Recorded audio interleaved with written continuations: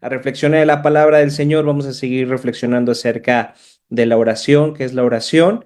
Y el día de hoy vamos a estar meditando en el Evangelio de Lucas, capítulo 18, versículos del 1 al 8. Evangelio de Lucas, capítulo 18, versículos del 1 al 8. Les pido que puedan tener sus Biblias abiertas en este texto. Y el título de la reflexión de esta noche es No nos cansemos de orar. Y dice así el texto de esta noche. Cierto día Jesús les contó una historia a sus discípulos para mostrarles que siempre debían orar y nunca darse por vencidos. Había un juez en cierta ciudad, dijo, que no tenía temor de Dios ni se preocupaba por la gente. Una viuda de esa ciudad acudía a él repetidas veces para decirle, hágame justicia en este conflicto con mi enemigo. Durante un tiempo, el juez no le hizo caso, hasta que finalmente se dijo a sí mismo, no temo a Dios ni me importa la gente, pero esta mujer me está volviendo loco. Me ocuparé de que reciba justicia, porque me está agotando con sus constantes peticiones. Entonces el Señor dijo, aprendan una lección de este juez injusto. Si hasta él dio un veredicto justo al final, ¿acaso no creen que Dios hará justicia a su pueblo escogido que clama a él día y noche? ¿Seguirá aplazando su respuesta? Les digo, él pronto les hará justicia, pero cuando el Hijo del Hombre regrese, ¿a cuántas personas con fe encontrará en la tierra? Esta es la palabra de Dios y para poder entender el contexto, el significado de las palabras de Jesús, debemos ponerlas en su debido contexto. Esta parábola de la viuda persistente se da en el contexto de una conversación que tuvo Jesús con sus discípulos acerca de su segunda venida. Él está hablando acerca de cómo él regresaría por segunda vez. Y esta conversación la podemos ver en el capítulo 17 del Evangelio de Lucas. Jesús les está diciendo que durante este periodo de tiempo, en el tiempo donde él se vaya y el tiempo que tarde en regresar, nos esperará cada vez más un tiempo difícil. Las cosas se van a poner más complicadas, las cosas se van a poner más difíciles. Así que la oración será una herramienta fundamental para que todos aquellos que estamos en la espera de la segunda venida de nuestro Señor Jesucristo podamos fortalecernos en nuestra fe en Él. Sin la oración, esta espera va a ser más complicada. Sin la oración, es posible que perdamos la paciencia. Eso es lo que está diciendo Jesús. Dice el versículo 1 de este texto, cierto día Jesús les contó una historia a sus discípulos para mostrarles que siempre debían orar y nunca darse por vencidos. Para nuestro Señor Jesús, la oración era un elemento fundamental. La Biblia nos muestra que en diversas ocasiones Jesús oró y no solamente eso, nuestro Salvador se tomó el tiempo para enseñarnos a orar. Él oró y también se tomó el tiempo para enseñarnos a cómo hacerlo. Y también Él nos explicó la importancia de hacerlo. Y en estos versículos Jesús responde a la pregunta acerca de cómo podemos perseverar en nuestra fe, cómo podemos perseverar confiando en Él, descansando en Él, a pesar de los tiempos difíciles, a pesar de los momentos complicados, a pesar de que cada vez los tiempos se vuelvan más complicados e inciertos. Y la respuesta que Jesús les da es que solamente vamos a poder hacerlo, solamente van a poder hacerlo a través de la oración. Jesús está diciendo que el cristiano debería de orar a cada instante y nunca cansarse de hacerlo. Y para explicarnos realmente por qué no deberíamos de cansarnos de orar, por qué deberíamos de perseverar en la oración, él cuenta una parábola. Y en esta parábola se nos cuenta acerca de una viuda que acude ante un juez injusto y le pide ayuda. No se nos da mucho detalle acerca de lo que pudo haber pasado en la vida de esta viuda, pero podemos suponer que había sido tratada de una manera injusta. Así que fue ante un juez justamente para que hiciera su trabajo, para que hiciera justicia y entonces ella recibiera un trato justo. Es curioso que Jesús use como ejemplo de esta parábola a una viuda, porque ¿qué representa una viuda? ¿Qué representa una viuda? ¿Qué es una viuda? Una viuda es una persona que se encuentra débil por diversos motivos, se ha quedado sola. Seguramente este caso, la viuda es pobre ya que no cuenta con el apoyo de su esposo.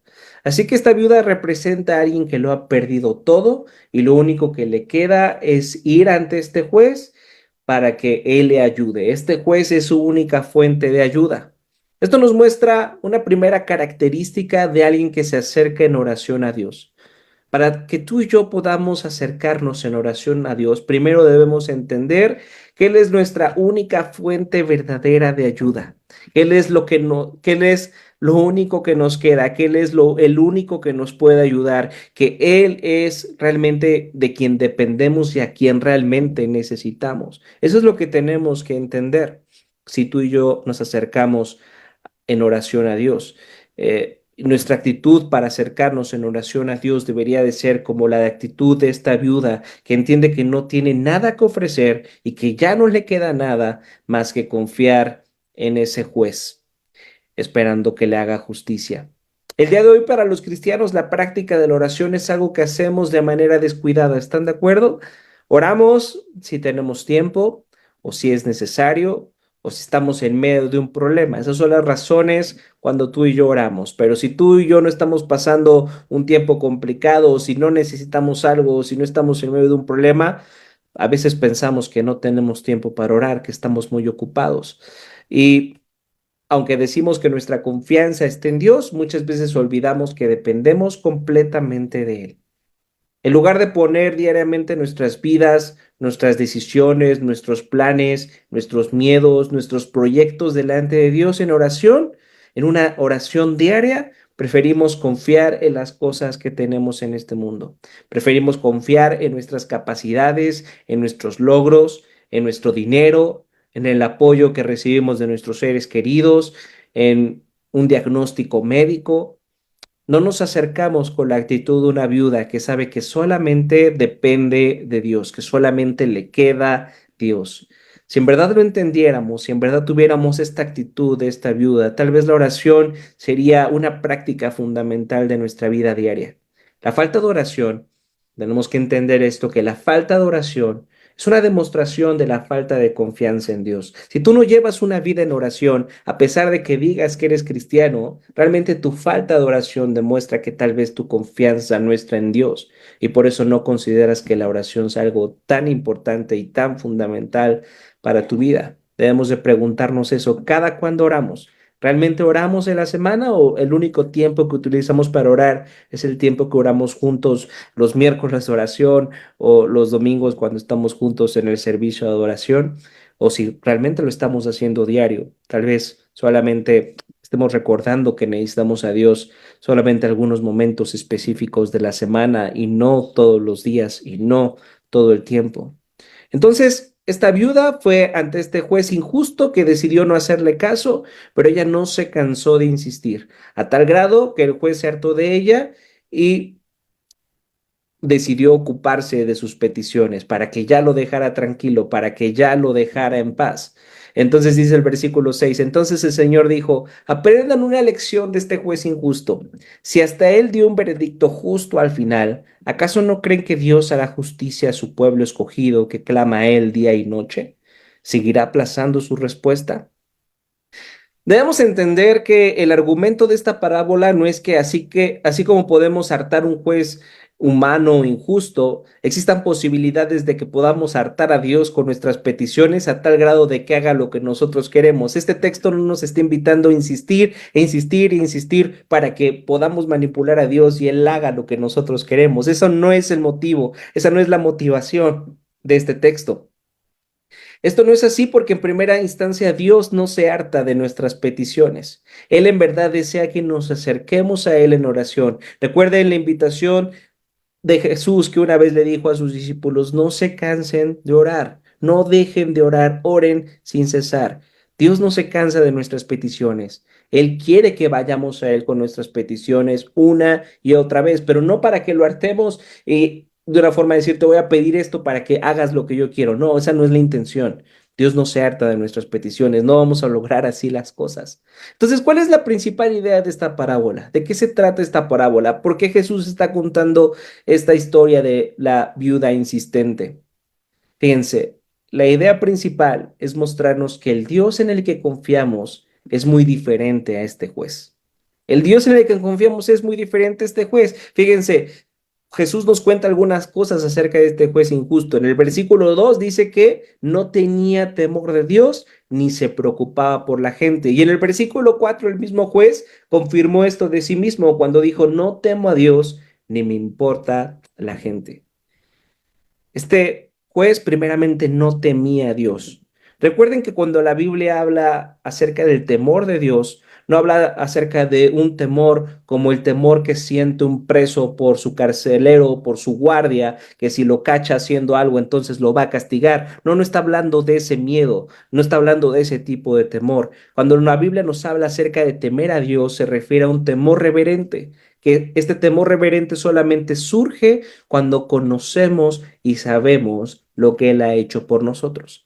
El mejor texto de nuestras Biblias que nos ayuda a comprender realmente esta expresión del temor de Dios se encuentra en el Salmo 130, versículo 3 y 4. Escuchen lo que dice este texto, Salmo 130, versículo 3 y 4. Dice, si tú, Señor, tomaras en cuenta los pecados, ¿quién, Señor, sería declarado inocente? Si tú, Señor, en verdad tomaras en cuenta todo lo que he hecho durante este año, durante este mes, incluso durante este día, Señor, ¿quién realmente podría ser declarado inocente? ¿Quién podría presentarse ante Dios y decir, tal vez las cosas que he hecho buenas son más grandes que las cosas malas que he hecho y entonces Dios tiene que aceptarme, entonces, en verdad, entonces Dios tiene que recibirme? ¿Quién en verdad podría acercarse con Dios con esa seguridad de decirle, no, a mí sí me va a tener que aceptar porque soy más bueno que malo, he hecho más cosas buenas que las cosas malas que he hecho? ¿En verdad? ¿En verdad te acercarías con confianza así? Y dice, ¿quién, Señor, sería declarado inocente si tú tomaras en cuenta todos los pecados? Y luego dice esto el salmista, pero en ti se halla el perdón. A pesar de todo lo que hemos hecho en tu contra, Señor, tú quieres perdonarnos y por eso debes ser temido. No tememos a Dios como miedo al castigo, miedo a que nos va a condenar. Tememos a Dios de una forma reverente. Nos sorprendemos de que a pesar de quienes somos, a pesar de lo que hemos hecho y a pesar de todo el mal que hemos causado en este mundo, Él quiere perdonarnos y por eso le tememos. El entender que Dios desea perdonarnos y amarnos a pesar de nuestros pecados es lo que debería de motivarnos a tener un temor reverente hacia nuestro Dios, un temor que busca responder ese perdón no para ganarlo, sino porque ya lo hemos recibido. Así que este juez injusto desconocía por completo quién era Dios y eso lo hacía ser una persona completamente egoísta ante las necesidades de los demás y no iba a ayudar a la viuda al menos que esto le trajera algún beneficio. Evidentemente este juez sabía que ayudar a esta viuda no le iba a traer ningún beneficio. Ella era viuda, seguramente no tenía dinero para que él pudiera sobornarla y obtener alguna ganancia especial de parte de ella. Entonces realmente el juez no tenía ningún interés para ayudar a esta viuda. No iba a ganar nada en hacerlo. Y esto me hace pensar en una aplicación relacionada a nuestra fe, en cómo relacionar nuestra fe y nuestro trabajo. Tal vez en tu trabajo tú hagas o dejes de hacer cosas, eso te trae algún tipo de beneficio, pero no piensas en cómo lo que tú estás haciendo, cómo las actividades que tú realizas en tu trabajo son muy importantes para tus clientes, son muy importantes para tus jefes, pero a lo mejor si eso no te trae a ti algún beneficio personal, dices qué aburrido hacer esto, qué pérdida de tiempo hacer esto, pero si en verdad entiendes uh, que lo que tú estás haciendo trae un beneficio muy grande hacia tus clientes, hacia tus jefes, incluso hacia tus empleados, y dices, ahora reconozco todo lo que el Señor ha hecho por mí y sientes un temor reverente hacia Él. No hay forma en la que todas las cosas que tú hagas en tu trabajo las sigas haciendo simplemente para ti. Si realmente entiendes lo que Cristo ha hecho por ti, eso traerá un cambio en la forma en la que ves tu trabajo y empezarás a hacer las cosas en beneficio de las demás personas, aunque eso no te traiga ningún beneficio a ti. Eso nos demuestra que Dios no es como este juez injusto. Él tiene un corazón que se inclina a ayudar al que le necesita, aunque éste no pueda ofrecerle nada a cambio. Tú y yo no podemos ofrecerle nada a Dios, pero aún así, Él está dispuesto a ofrecernos de su misericordia cada vez que acudimos a Él en oración. Así que si un juez injusto que no tiene temor a Dios puede ser convencido con persistentes peticiones, podemos estar seguros de que Dios responderá a las oraciones de aquellos que reconocen la necesidad que tienen de Él, de aquellos que pueden reconocer que dependen completamente de Él y van a Él una y otra vez con peticiones. Es una realidad que nuestras oraciones son poderosas y eficaces, y dice el pastor Tim Keller esto al respecto. Dice, Dios está a cargo de todo lo que ocurre. Nuestras oraciones no podrían arrebatarle el control de ninguna porción del universo. Sin embargo, por su bondad y posición, permite que el mundo sea susceptible a nuestras oraciones. Fíjense esto tan importante que está diciendo Keller. Aunque nuestras oraciones no tienen el poder de tratar a Dios como un mayordomo a quien le damos simplemente órdenes, Él en su bondad y amor desea hacer su voluntad por medio de nuestras oraciones. Él escucha nuestras oraciones y Él decide actuar conforme a ellas. Nuestras oraciones no pueden manipular a Dios, nuestras oraciones no pueden mandar a Dios, pero Él en su amor y en su misericordia hace que nuestras oraciones tengan sentido, hace que nuestras oraciones valgan la pena. Tenemos un Dios que en verdad nos escucha y gracias a la obra de Cristo responde a nuestras oraciones. Aunque tenemos que estar conscientes de algo muy importante, que no siempre la respuesta de Dios va a ser lo que tú y yo esperamos. Tenemos que ser conscientes de eso. Porque a veces el Señor responderá que sí a nuestras peticiones de oración, pero también en otras ocasiones Él responderá que no, y en otras ocasiones Él responderá que tenemos que esperar. Él nos pedirá esperar un poco más. Y dice el reformador Juan Calvino al respecto, aunque Dios no nos conceda al momento lo que le pedimos, no siempre nos responde de acuerdo a la forma expresa de nuestra petición. No por eso deja de sernos propicio y favorable, de manera que nuestra esperanza al apoyarse en su palabra, no será jamás confundida ni nos engañará. Podemos orar con confianza y expresarle a Dios nuestras preocupaciones, sabiendo que Él está atento a ellas, que Él quiere escucharnos, que Él quiere recibir nuestras peticiones y que Él actuará respecto a su buena voluntad para traer lo mejor para nuestras vidas. Fíjense lo que dice el versículo 8 del texto de Lucas. Dice, les digo, Él pronto les hará justicia, pero cuando el Hijo del Hombre regrese, ¿a cuántas personas con fe encontrará en la tierra? La verdadera intención de Jesús al contar esta parábola es animarnos a mantenernos constantes en la oración hasta que Él vuelva por segunda vez. Cuando Jesús pregunta al final del versículo, cuando el Hijo del Hombre regrese, ¿a cuántas personas con fe encontrará en la tierra? Desde luego que Jesús sabe que aún habrá creyentes cuando Él regrese, pero Jesús desea que nos hagamos esta pregunta tú y yo de manera personal. ¿Seguiremos confiando en Dios aunque Él no nos dé lo que queramos? ¿Seguirás confiando en Dios aunque Él no te dé lo que tú quieres? Aunque no responda de la manera que tú esperas, aunque no pase lo que tú tanto deseas. Jesús quiere que nos preguntemos si seguimos a Dios por quién es Él y lo que ha hecho por nosotros o simplemente lo seguimos por lo que podemos obtener de Él. La idea es que la oración y la fe se mantienen unidas y caen unidas. ¿Qué quiero decir con esto? Si nos desanimamos y nos alejamos de la oración, entonces nuestra fe en Él irá disminuyendo. En cambio, nuestras oraciones nos ayudan a recordar quién es Él, quiénes somos nosotros y lo que hizo por nosotros.